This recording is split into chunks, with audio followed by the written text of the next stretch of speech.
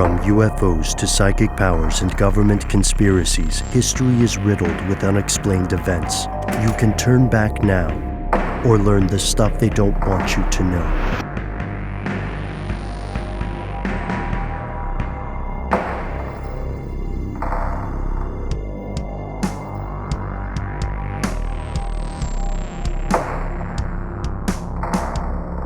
And we've returned. I want to thank everybody who's reached out to me on Instagram or on Twitter, or has reached out to us on the Facebook group page. Here's where it gets crazy. There is an awesome story that just came out solving a very old mystery. This is going to be familiar to any of our longtime listeners and fellow conspiracy realist folks. Dyatlov Pass. This is a tale that is core conspiracy lore. You know, I love the classic stuff they don't want you to know vibe about this. It's a hell of a story. I'll give you a breakdown of the story itself, quick and dirty, and then we can explore the problems with that story, and we can explore the news. So the Dyatlov Pass incident refers to a series of events that occurred in February 1959, exactly 62 years to the day as we record today's strange news. So back in February 1959 in the northern Ural Mountains, 9 Russian hikers died somehow during the night while they were camping in a site they had cut from the snow slope of the mountains. Something happened. No one was sure what, but whatever happened was fatal, and there were puzzling things at the crime scene. First, several folks were inadequately dressed. It seemed they had thrown off their clothes. One hiker's tongue was missing.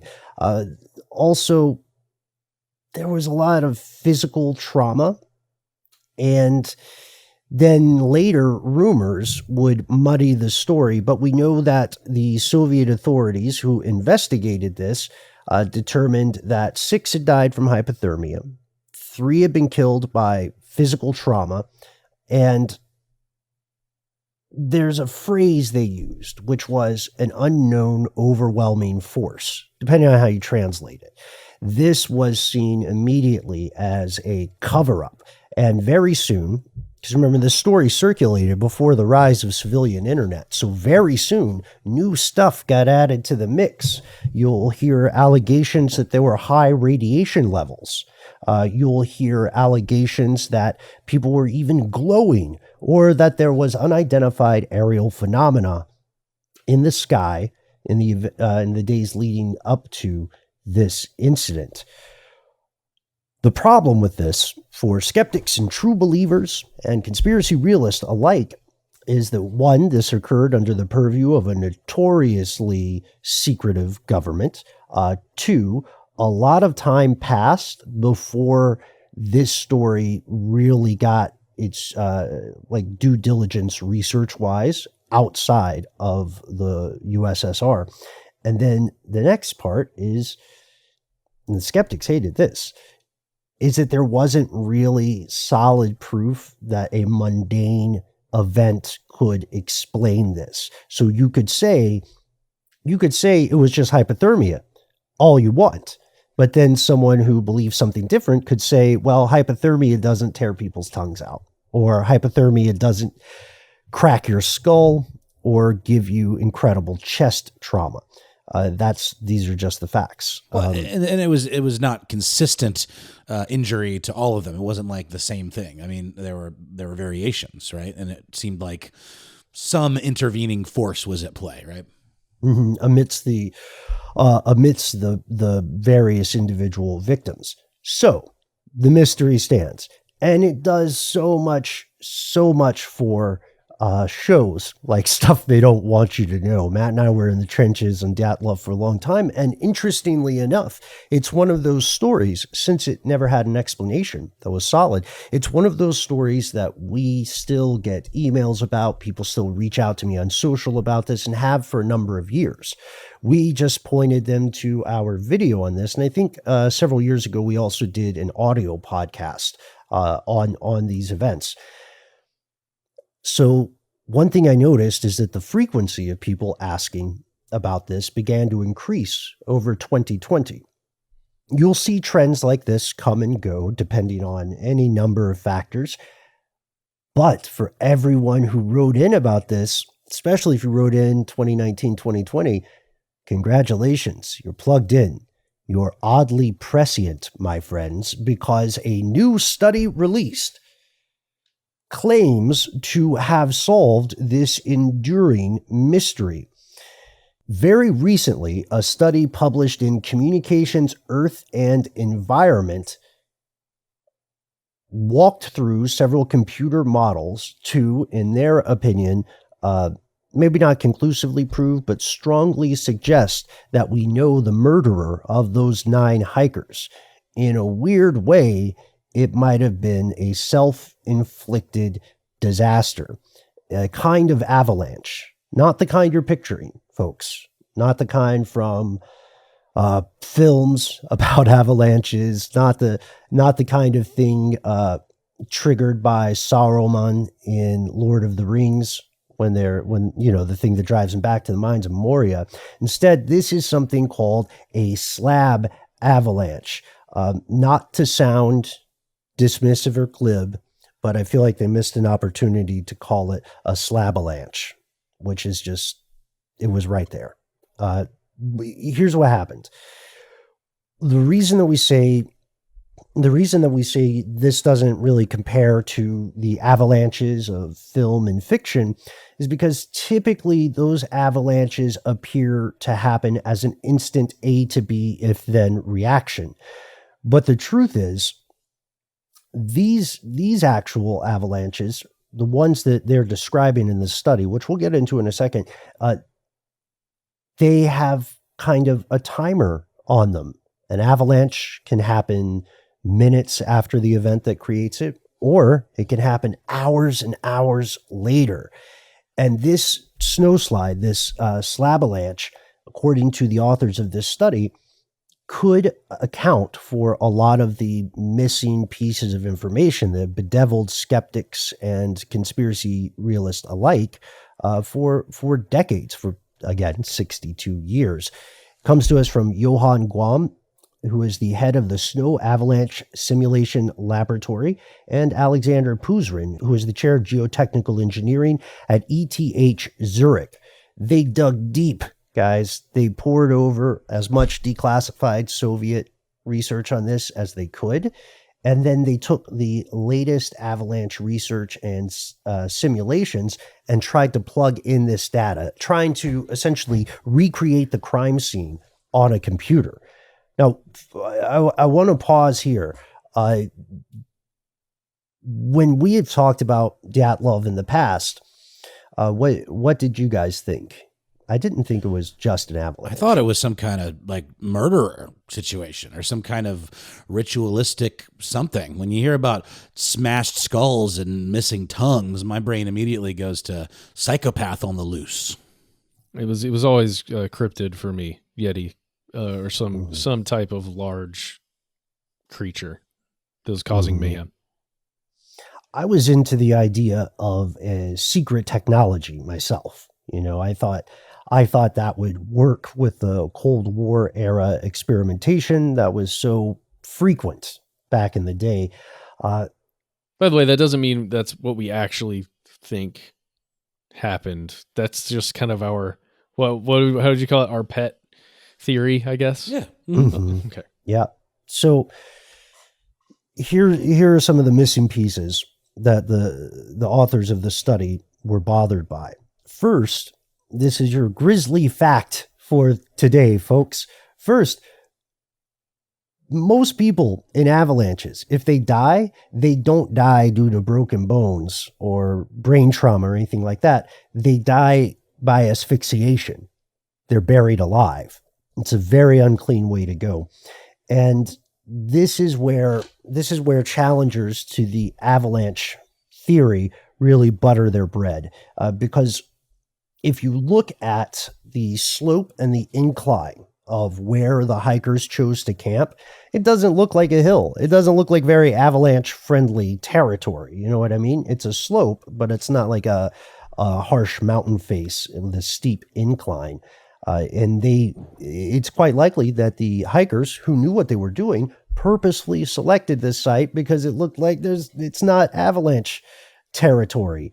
But when they started camping, according to the authors here, what they did is they cut into the snow, into the slope, the same way that you might see like a ranch style home built into a hill in the suburbs, split level, or a hobbit hole built into the side of a hill. Sure. And the thing that happened was that they triggered an avalanche, and the avalanche took several hours to get to them. Several hours to reach kind of a critical mass and ensue. You don't think they would have noticed that, or it would have awakened them, the vibrations from even off farther in the distance? No, well, maybe, but not giving them enough time to run away, because they would have, when it happened very quickly, and the tensions leading up to it, according to this idea, would not have been super easy to discern if you're just a human hiking with the technology they had. So a slab avalanche occurs when there's a dense slab of snow that's sitting over a snow layer that's weaker. So it's already kind of heavy and haphazard. And when there's some sort of trigger that compromises that weaker snow, or pushes harder on that strong slab, then it eventually tips over. It falls. It creates a snow slide. And this can occur on slopes with an angle of fewer than 30 degrees. So something that doesn't look like avalanche territory again. And the other thing is another question. Avalanches are big, right? Why didn't somebody else notice this? And Soviet authorities are well acquainted with avalanches. Russia is a snow-filled country. This avalanche could have been comparatively small. And if it were small enough, rescuers wouldn't see signs of an avalanche later. But even the smallest of these slab avalanches can weigh hundreds and hundreds of pounds, meaning that if you were, depending on where you're standing when it hit, you could have your bones broken, you could have your skull cracked, you could have your ribs crushed. So this is where they're at. And they did various simulations, not just of how this would occur, but of how people would be injured in this scenario. And the other thing, Ben, is we know that some of the group did die there. They perished in the tent or right near the tent.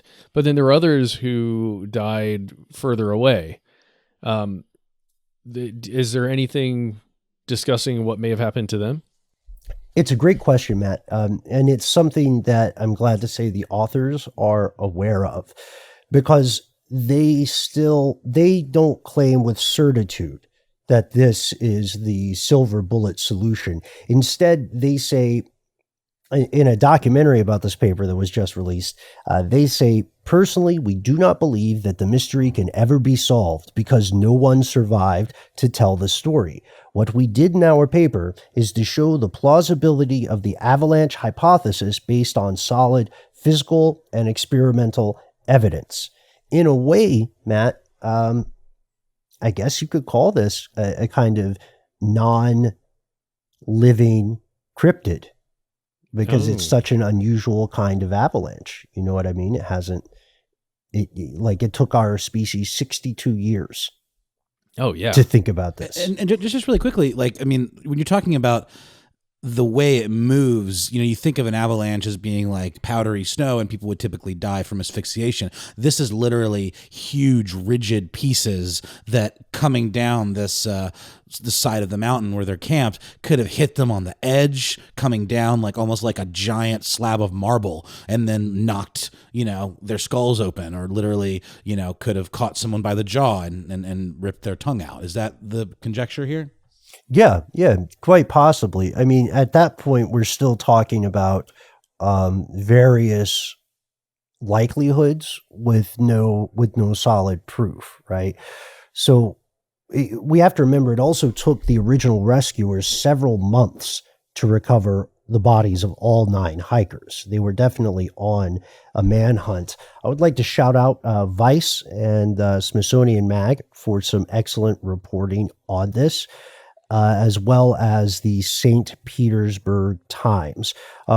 Here's the thing about missing organs, and this is kind of gross and explicit, but I think a lot of folks who spent time in the wild are familiar with this. Scavengers go for the soft stuff first. Those are the delicacies, the eyeballs, the tongue, the your unmentionables. Those things are easy for creatures to access. And they're a lot less work than, say, trying to gnaw at bone marrow, things like that, right? You have to be a scavenger specifically adapted to that sort of diet. So it's completely plausible that one of the victims, such as Ludmila Dubinina, was missing both her eyeballs and her tongue because something happened along after the avalanche occurred and after she expired, and then it ate the eyes and the tongue and continued upon its way. Yeah. Jeez. So Ben, just pause at this. What I'm imagining is this avalanche occurs at the side of the tent where they dug out from the side, right? Causing that avalanche to the slab to slide on top of one of the other layers. The heavy stuff kills some people almost immediately, or at least gravely injures them. Then maybe people who survived that initial sliding slab gather each other up who are able to walk and try to get the heck out of there, and then maybe freeze. And that's how they expire. Okay. Yeah. The idea is that they were sleeping, the slab struck, those who could ran searching for shelter at a ridge nearby, but to get a sense of the weather conditions, they couldn't see much further than maybe 50 feet in front of themselves. And so they froze to death as they were trying to find shelter. And then as they were trying to make their way back to the tent, perhaps. And again, the Soviet government's lack of transparency, the official findings, lack of scientific details made for a perfect storm of conspiracy.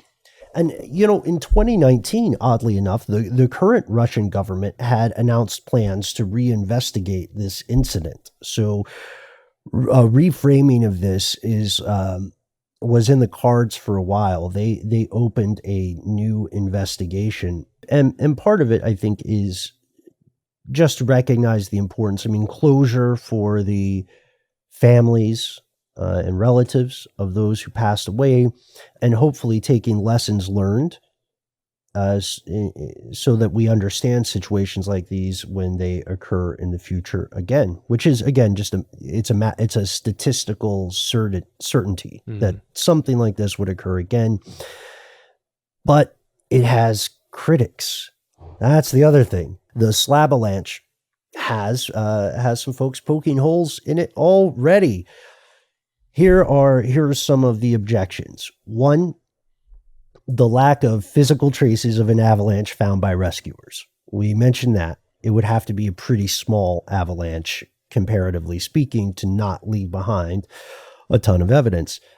Secondly, and I think this is a little more valid, the gap in that we mentioned these can occur minutes after the snow is compromised or hours.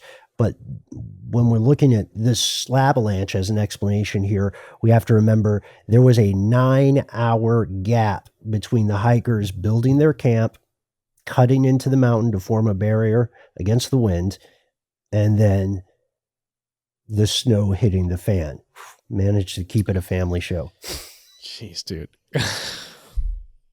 And then they also talk about the shallow slope of the campsite and, of course, the traumatic injuries. So it's not conclusive yet, but the investigators one of the investigators, at least Puzrin, is certain that if the group had not cut into the slope, nothing would have happened. But when they cut into the slope, they created a crack, and it propagated, it expanded over time. If you have ever been unfortunate enough to crack your smartphone, you are well aware of how this process works.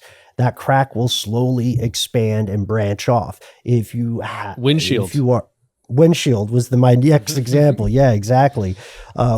Boy, a windshield crack is one of the most existentially depressing problems to have, because you see it every day, wherever you're driving, just ticking a little bit closer. It makes you think about mortality, the seventh seal, all the hits. How much you need that extra $150 to get it replaced, but you just can't seem to find it. God, I feel like you and I were going through that the same period, Matt, in the Discovery days. There is a fun light note here that I thought was enjoyable, and we can end on this. The researchers credit a surprising source for helping them unravel this puzzle. You're probably not gonna be able to guess what it is. So we'll just tell you folks, it is Frozen. That's right. The Disney film from 2013, Frozen, Let It Go, the whole nine. According to some reporting from National Geographic, one of the authors of the study was watching Frozen. And remember, this is an avalanche expert. He was watching Frozen and he was thinking, wow, I am so impressed by how good they are at depicting snow. In fact, I am so impressed because I am an avalanche specialist. I'm going to reach out to the people who made Frozen, and I'm going to ask them for the code they used to animate snow, because it's amazing. They should be working for me. Why are you in Hollywood? It's about more than the money, you guys. I'm editorializing, maybe a bit, but he reached out and they gave him the code. They used that and some grisly research on cadavers conducted by GM, General Motors, back in the 1970s. There's a pretty creepy car stuff episode about this too. It's a true story. Once upon a time, General Motors used real dead bodies instead of crash test dummies. Did you know that? Did we ever talk about that? Yeah, we did talk about that. Maybe not on the air, but yeah.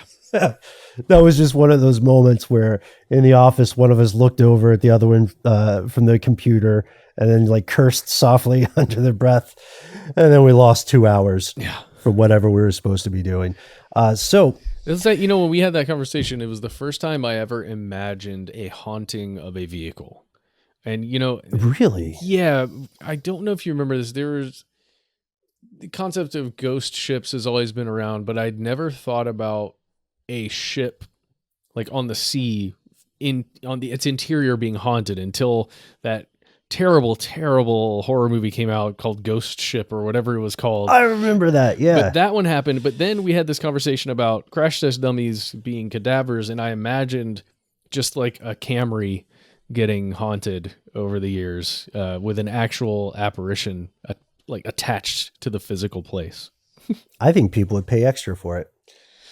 I don't know. Think it would be advertised as a feature. That feels like a real hazard if you're on the highway. And no, yeah, I guess it depends on the ghost. Yeah. But if it's helpful ghost mode, why use a defroster when you can have somebody? Pretty sure that breath would be icy, dude. Oh, that's true. That's true. We need to workshop this. First, prove ghosts exist. Yeah. Secondly, figure out how to commodify them and put them in an automobile coming to a dealer near you. On it.